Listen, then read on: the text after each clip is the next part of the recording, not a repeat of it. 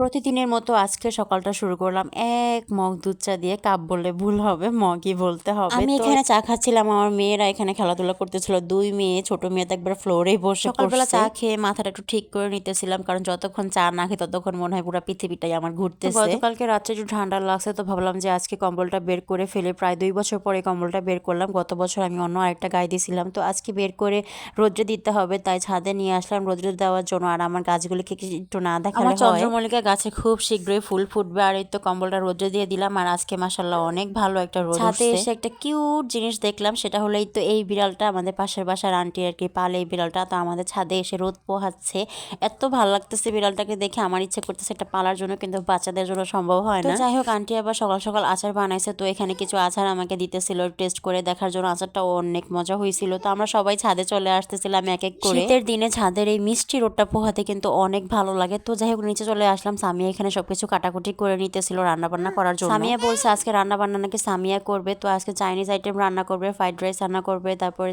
Chinese vegetable রান্না করবে। খালি মাত্র মুরগিটা একটু আলু দিয়ে রান্না করবে, কারণ যেহেতু বাচ্চারা খাবে। আর গতকালকে যেহেতু চিকেন ফ্রাই খাইছি, তো আজকে আর খেতে একদম ইচ্ছে করতেছিল না। তো এখানে সব কিছু রেডি করে নিচ্ছে। এই সবজিগুলো দিয়ে কিন্তু চাইনিজ আইটেমগুলো রান্নালে অনেক মজা লাগে, আমার কাছে তো অনেক ভালো লাগে। তো যাই হোক, ও সব কিছু এখানে ঠিক করে নিতেছে। আর আজকে বাচ্চাদের জন্য আলাদা করে কিছু রান্না করবো না, যেহেতু মুরগি রান্না করবে আলু দিয়ে, সেখান থেকেও খেতে পারবে। আবার তো ভেজিটেবল রান্না করবে, সেখান থেকেও নিয়ে খেতে পারবে, প্রবলেম নাই। তো যাই হোক, এখানে আলুগুলি ছেড়ে নিতেছিল, যেহেতু মুরগির সাথে আলু দিতে হবে। আলুগুলি কেটে পানিতে ভিজিয়ে রাখছে, আর এখানে আদা কুচি আর রসুন কুচি করে রাখছে, যেহেতু রসুনটা ফ্রিজ থেকে বের করছে তার জন্য আর কি একটু এরকম দেখা যায়।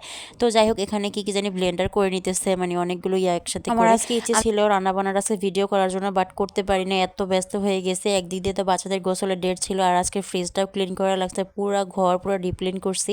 তো যাই হোক, এখানে জানার জন্য যে দুধটা ভিজিয়ে রাখছিলাম, সেটা এখন বোতলে বোতলে করে নিতেছিলাম। আর যেইটুকু খাবে ততটুকু জাল দিয়ে নিলাম। আর এই তো সামিয়া রান্না বান্না হয়ে গেছে, এখন সবাইকেও বেড়ে বেড়ে দিতেছিল। আর আজকে রান্নাটা অনেক মজা হয়েছে, ভেজিটেবলটা অনেক ভালো লাগছে। তো যাই হোক, ও আবার মানে সবকিছু অনেক সুন্দর করে ভাটতেছিল, আমার দেখে অনেক ভালো লাগতেছিল, সবাইকে ভাবে বেড়ে বেড়ে দিচ্ছিল। তো যাই হোক, আমরা এখানে সবাই এখন খাওয়া দাওয়া করে নিব। সবাই আমরা একসাথে বসছি, আব্বু মসজিদ থেকে আসছে, বাচ্চাদেরকেও খাওয়াই দিছে। আমার জান্নাত পাখি আজকে একটু পোলাও খাইছে। খাওয়া দাওয়া শেষ করে এখন জান্নাতকে একটু ঘুম পাড়াচ্ছিলাম, কারণ অনেক সকালবেলা ঘুম থেকে উঠছে। সকাল না, পুরো ভোর 5টা বাজে ঘুম থেকে উঠছে। আর আমার যে দুষ্ট একটা পাখি, ওনাকে ঘুম পাড়াইছে, এখন উনি ঘুম থেকে উঠে গেছে, উনি আর ঘুমাবে না, উনি গোসল করার সাথে সাথে ঘুমিয়ে গেছে। আধা ঘন্টা 40 মিনিটের মতো ঘুমিয়ে এখন ঘুম থেকে উঠে গেছে। একটা ঘুমালে আরেকটা জেগে থাকে, এটাই হচ্ছে বর্তমান ঘুম পাড়িয়ে এখন সাইমের সাথে চলে গেলাম পিঠা বানানোর জন্য। সামিয়া এখানে নারিকেল কুড়াইতেছিল, আজকে সাইনা পিঠা বানানো হবে আবারও, তো তার জন্য আর কি নারিকেল কুড়াইতেছে। আর আমি এখানে প্রায় একটা নারিকেল আমি এভাবে পুড়িয়ে কেটে নিব। এই পিঠার মধ্যে কিন্তু এভাবে কুচানো নারিকেলটা খেতে বেশি ভালো লাগে, এভাবে কোরানো থেকে কিন্তু কোরানো দিব, আবার কুচানো দিব, কোরানো একটা দিব আর কুচানো একটা নারিকেল দিব আর কি গোটা। তো যাই হোক, এখানে মৌরি আর জিরা নিয়ে নিছে, এগুলি হালকা একটু মানে টেলে নিবে আগে। আর জিরা দিলে কিন্তু এটার থেকে আলাদা একটা ফ্লেভার আসে, তার জন্য আর কি দেওয়া। তো এখানে পরিমাণ মতো পানি দিয়ে দিলাম, আর এখানে দিব 3টা বাটালি গুড়, তার মধ্যে আবার তেজপাতাও দিয়ে দিলাম। এটা বানানো আসলে অনেক সহজ, আমরা সবাই বানাতে পারি, কিন্তু আমরা যেভাবে বানালাম সেটাই আর কি টুকটাক একটু ভিডিও করা। তো এই তো এখানে নারকেল কুড়িয়ে নিছে, তারপর এগুলিও ভেজে নিছিল, আর কুচানো নারিকেলটাও আছে। এখানে আজকে একটু বেশি পরিমাণে পিঠা বানাবো, তো এখানে একটু লবণও দিয়ে দিতেছিলাম। আম্মু আর আমি মিলেই বানাইতেছিলাম, সামিয়া তো আমাদেরকে হেল্প করতেছিল, সবকিছু এনে এনে দিতেছিল। এক এক করে এখানে সবকিছু দিয়ে দিতেছিলাম, কুচানো নারিকেলগুলি, তারপর কোরানো নারিকেলগুলি, আর দিয়ে দিতেছিলাম যে মৌরি আর জিরা টেরে রাখছিলাম সেটা দিয়ে। এখন ভালোভাবে এটা নেড়ে একটা বলক তুলে নিব। কিন্তু গুড়টাও ভালোভাবে গলে গেছে, তো এই ভালো মতো বলক তুলে তারপরে আমি এখানে গুঁড়িটা দিব। তো গুঁড়িটা এখন দিয়ে দিলাম, আর গুঁড়িটা দেওয়ার পরে নাড়তে যে এত কষ্ট হয়েছে, মানে কি বলবো। আম্মুকে তো বলছিলাম যে আমি গুঁড়িটা দিই, তুমি লাড়ো, কিন্তু আম্মু আসলে পরে বলছে তুই লাড়। কিন্তু এত পরিমাণে কষ্ট হয়েছে, অনেক কষ্ট, যেহেতু অনেকগুলো ছিল এখানে।